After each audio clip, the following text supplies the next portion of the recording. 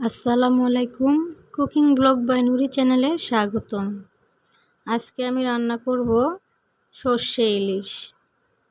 সেজন্য প্রথমে যত মশলা লাগবে সেটা আমি বেটে নিব। এগুলো বেটে রান্না করলে খুবই ভালো লাগে।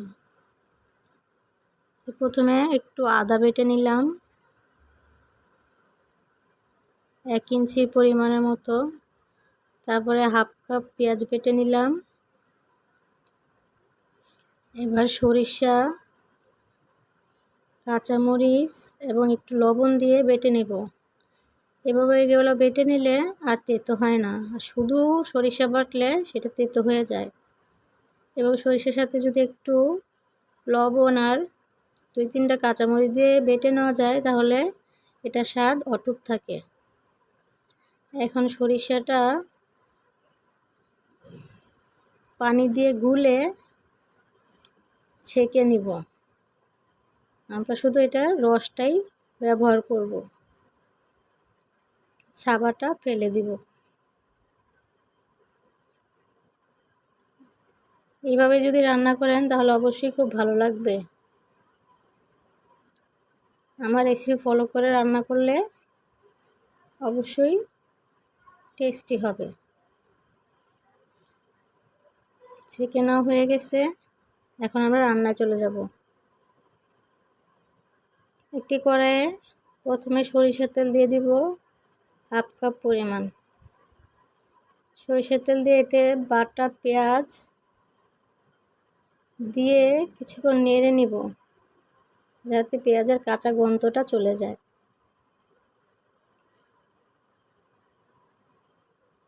তারপর আদা বাটাটাও দিয়ে দিব। আদা বাটাটা দিয়েও কিছুক্ষণ নেড়ে চেড়ে ভেজে নিব যাতে কাঁচা ফ্লেভারটা চলে যায়। ভাজা হয়ে গেলে সামান্য পানি দিয়ে দিব হাফ কাপ পরিমাণ। পানি দিয়ে তারপরে সব মশলা দিয়ে দিব।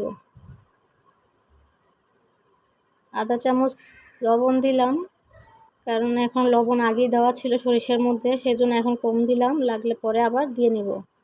তারপর আধা চামচ হলুদ, আধা চামচ মরিচ আর 1 চামচে একটু কম ধনিয়ার গুঁড়া দিয়ে ভালো করে কষিয়ে নেব।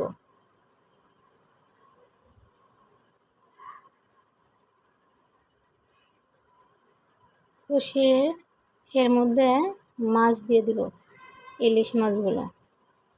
ইলিশ মাছ দিয়ে আলতো হাতে নেড়ে 5 মিনিট কষিয়ে নেব।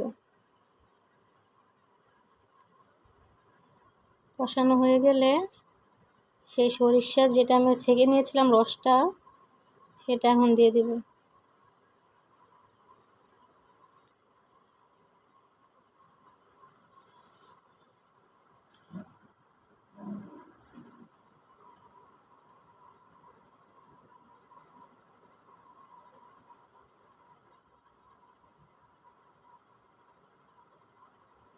সরিষা দিয়ে ভালো করে নেড়ে চেড়ে 5 মিনিটের মতো রান্না করব। 5 মিনিট রান্না করে মাছটা সিদ্ধ করে নেব।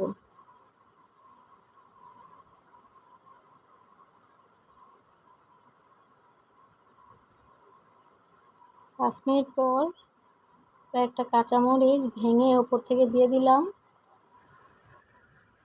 রান্নাটা হয়ে গেছে, এখন উপর থেকে 2 টেবিল চামচ সরষের তেল দিয়ে দিব। আর আমার ভিডিও যদি আপনার ভালো লাগে অবশ্যই আমার চ্যানেলটি সাবস্ক্রাইব করবেন, লাইক কমেন্ট করে পাশে থাকবেন। এখন দেখেন রান্নাটা কত সুন্দর হয়েছে এবং কত লোভনীয় হয়েছে, খেতেও খুব দারুণ হয়েছে।